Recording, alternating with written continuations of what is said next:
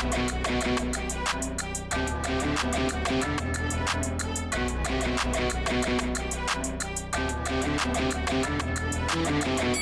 guys, welcome to Boxing Squared for boxing news and views from around the internet. And another heavyweight news and note smasher video today, starting with Trevor Bryan and Daniel Dubois. So that WBA ordered fight has gone to a purse bid, which Don King has won. So see here on screen, this is from the WBA's website. Don King Production wins purse bid for Bryan Dubois. So we won't go through all of this, but you can see here the winning bid, $3.116 million and $1, and then the bid by Frank Warren was $2.5 million. So sizable bid for a fight of this sort of standing. Trevor Bryan is the WBA regular champion, or they've dropped the regular these days, so he's just considered the champion in the WBA. And then obviously there's a super champion, which is Alexander Usyk. Daniel Dubois is the number one rated contender. He was the former interim title holder, so as part of that rationalization of the number of titles, he lost that interim title status, but his payoff is obviously a fight here with Bryan, for which these guys are both going to get paid pretty handsomely, considering this is a fight in the context of the heavyweight division, which is, I mean, both these guys, in my view, they're not top 10 fighters at this point. So the money involved, $3.5 or $3.1 million US dollars, is considerable. I mean, in reality, is this more like $1 million fight? Something there or thereabouts? I'd be interested for your take on this. But Don King going big, and he has listed a number of potential venues for the fight. One being London in England, South Florida, United States, and New York, United States. So interesting that London is the option. And I guess when you're shelling out $3.1 million, you want to be sure that you can actually make it back. So London obviously has to be on the table, just because it could financially be advantageous to hold it there, even though your fighter wouldn't be the home fighter as such. And Queensberry had been proposing to hold it in Derby, England on May 21st, or potentially in London, June 18. So it wouldn't surprise me if London actually comes out as the leader here, because you could have it somewhere like the O2. I'm not sure this event sells out. Frank Warren in recent times has been at the Royal Albert Hall, so maybe that's a potential. Don King's going to want to make some money back. But it also wouldn't surprise me that now that King has promotional control, and if the fight is staged in the United States, that some shenanigans will ensue. We've seen it the last couple of times with Mahmoud Shah, and remembering that was about visa type issues, Shah saying that he was being blocked and wasn't being provided the paperwork and other bits and pieces he needed to get into the United States for that fight with Trevor Bryan. Not just once, but twice, 2 times in 2 years, Don King, allegedly, from what Shah says, pulled his pants down and took his title away. So if something similar happens, we just have to place pretty much, I can say, blanket, put the blame on King and his side. But because we do have Daniel Dubois having fought in the United States before, not having an issue getting into the country, being able to get a visa, being able to fight, etc. So I'm just hoping that some shenanigans doesn't happen. But I think Frank Warren, with the sort of backing that he's got, the sort of money, that he can sort of put into lawyers and professionals that can deal with this sort of stuff, and sort of the lawyers sort of really getting in there and, sort of making sure that everything stays on the straight and narrow, probably going to have a better chance for this happening than Mahmoud Shah, who just sort of seemed to be a little bit sort of, there is questions from some people whether he really wanted that fight. But I think he did, because remembering it was, at least the first time, a career high payday, $1.5 million. Anyway, this fight, it looks like it's going to be happening in May or June. But Don King going big and winning, beating Frank Warren by over $500,000. Another fight that recently went to purse bids has now been announced, and this is Filip Hrgovic and Zhang Zhilei. So they will be fighting on the Canelo undercard May 7th. So Hrgovic, of this announcement, says, "I've been waiting for this opportunity for more than a year. Finally, I have an opponent willing to face me for the chance to fight for the IBF world title. So many fighters turned down this challenge, so credit to Zhang for being brave enough to accept. I know he's a good opponent. He won silver at the Olympics, so that means he's a good boxer. But he is too slow on his feet, and I believe I have the better qualities. My speed, stamina, and footwork will be too much for him. I will break him down, and I will beat him.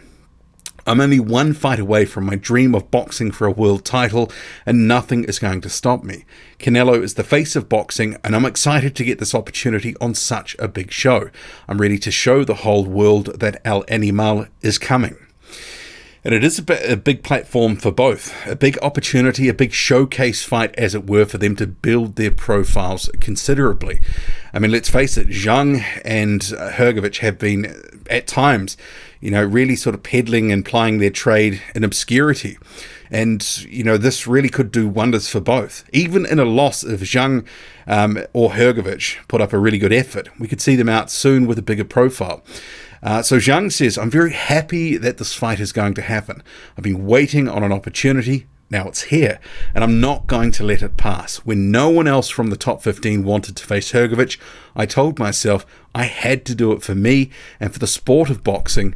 This is the most important fight of my whole career. I'm all in. Don't miss it. And I don't think Zhang really had too many options. He really had to take it. You could argue a few others in the top 15 should have taken it too, but Zhang was the one that grabbed the opportunity. And who knows, this could change his life. So you've had Hrgovic saying that Zhang is a bit too slow on his feet now, but let's face it, Filip Hrgovic has kind of looked a bit out of shape at times, slightly out of shape, uninterested previous fights, and he's sort of fallen in love with his power, just trying to bang guys out rather than settle back on the good boxing skills and fundamentals that we know he has. He used to be pretty slick back in his amateur days, pretty silky, but some of that has fallen by the wayside as he's looked to just dominate guys and bang them out of there. I think this is a fight where he's going to have to rely on his boxing skills and use those advantages. If he's got a speed advantage with his feet, his hands, he needs to use them. He needs to actually show us a little bit of defense, because if he ends on one of the punches that Zhang can throw, one of his straight lefts, the big bang as it were, could be trouble. But I like the fight, and Kalle Sauerland says, finally we've found an opponent willing to accept the challenge. Having gone through the IBF rankings twice, Zhang has stepped up to face Filip Hrgovic, and okay, we'll just end it there. It's kind of nothing there, is it? And going to their pages, so someone else must be doing their social media, because it didn't sound like Hrgovic. Hrgovic versus Zhang. Legacy is earned. That's the tagline. May 7, T-Mobile Arena at Las Vegas. And Zhang, for his part, he says, a big bang is all in. Moving on, so Eddie Hearn has now declared that he believes the Alexander Usyk vs Anthony Joshua rematch will happen next in June. It was previously reported that Usyk has been offered the chance to leave Ukraine's defense to train for the fight. Well, Eddie Hearn, it's hard to know what to trust with what he says sometimes. June will creep up pretty quickly. Remembering Joshua historically has had, very long training camps. And if it was to be happening in June, they'd kind of need to sort of announce it very shortly, because typically the lead-in times have been about 2.5 months at least for a Joshua fight. So I'm not really sure it's going to happen in June. Maybe July is more realistic. Then again, maybe it will be something that will just get pushed out. I think there's certainly a question mark about some of this. Dev Sani, who works for Frank Warren, he says, pretty elaborate way to duck Joe Joyce, but I understand. Yeah, I found that quite humorous. Also, just sticking with something else that Eddie Hearn has said, so he's revealed he's now made an offer to Al Haymon's PBC for Andy Ruiz Jr. versus Derek Chisora. So Hearn says Ruiz Jr.'s camp want more money, but insisted this is still the fight he hopes to make next.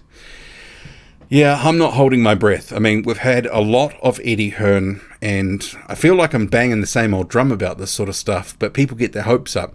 But we're not going to see too much crossing, from one side of the street to the other. As I've sort of spelled out in some comments before, when people have said, well, why not? Why would PBC send over, for nothing on the line, Andy Ruiz Jr. to Eddie Hearn for Eddie Hearn to make money off him? Because Al Haymon can make money off Andy Ruiz Jr. when he's fighting on his platform.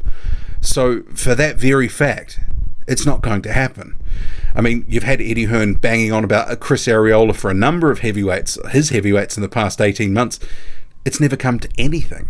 So I think we just need to get real. And I mean, sometimes Eddie Hearn just throws this out here.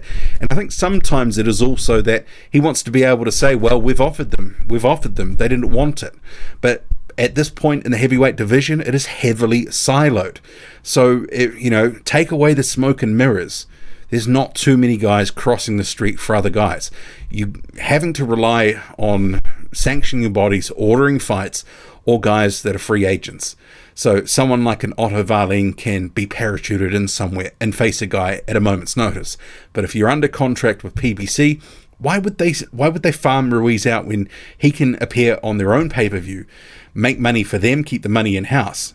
I just don't understand why so many people get their hopes up with this sort of talk. Anyway, make of it what you will. And rounding out this heavyweight news and notes mashup, so Frazer Clarke getting a little bit of revenge. So you can see here this cropped photo from the UFC event in the UK over the weekend, and that originally had Frazer Clarke out to the left next to Chisora, cropped out by Eddie Hearn. But Clarke getting his revenge on a social media, posting the full photo and then putting his promoter's head on Hearn's body. So pettiness in the heavyweight division. I love it. Anyway, drop a comment loud and often. Hit like, hit subscribe. Follow me on Twitter, boxing_squared. I'm out.